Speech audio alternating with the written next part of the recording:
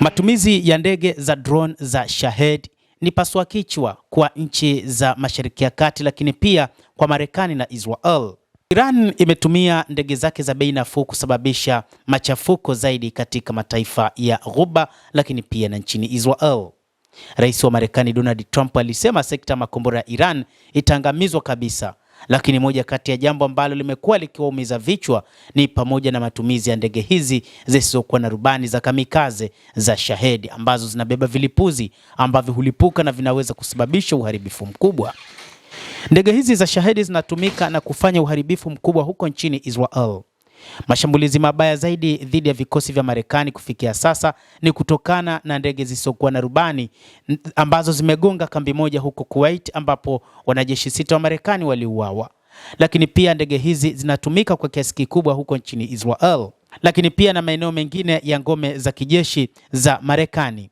Moja kati ya mbinu ambayo Iran inaitumia ni kutumia ndege hizi zisizokuwa na rubani za Shahed ambazo kwa namna moja ama nyingine hutangulizwa kama chambo, ambapo mifumo ya ulinzi wa anga ya THAAD lakini pia mifumo mingine ya Iron Dome nchini Israel huzilenga moja kwa moja, lakini baadaye makombora mazito yanafuatilia, makombora ya Fatah, Sajil na makombora mengine yaliyopo ndani ya Jamhuri ya Kiislamu ya Iran ambayo hufanya mashambulizi makubwa na kufanya uharibifu mkubwa katika maeneo ambayo yanalengwa.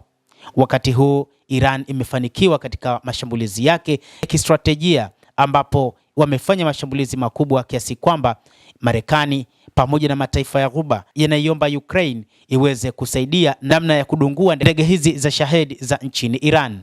Mashambulizi mengine yamekuwa katikati ya miji yenye watu wengi, jambo linalozua hofu mitaani na katika serikali za mataifa ya Ghuba, na baadhi ya wataalamu wanasema hii inaweza kuwa sehemu ya mkakati wa Iran kuanzisha ugaidi na kuishinikiza Marekani kumaliza mzozo huo haraka.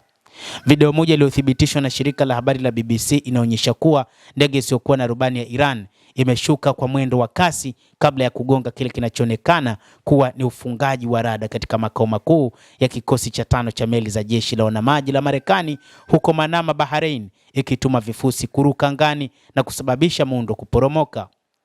Video nyingine kutoka Umoja wa Falme za Kiarabu imeonyesha ndege isiyokuwa na rubani ya Shahed ikigonga hoteli moja huko Palm Jumeirah, visiwa vya kifahari huko Dubai, na kusababisha moto mkubwa na kishindo kikubwa ambacho kilisikika kuzunguka jiji hilo. Mashambulizi ya ndege zisizokuwa na rubani kwenye sekta ya nishati katika eneo hilo yamekuwa na athari kubwa.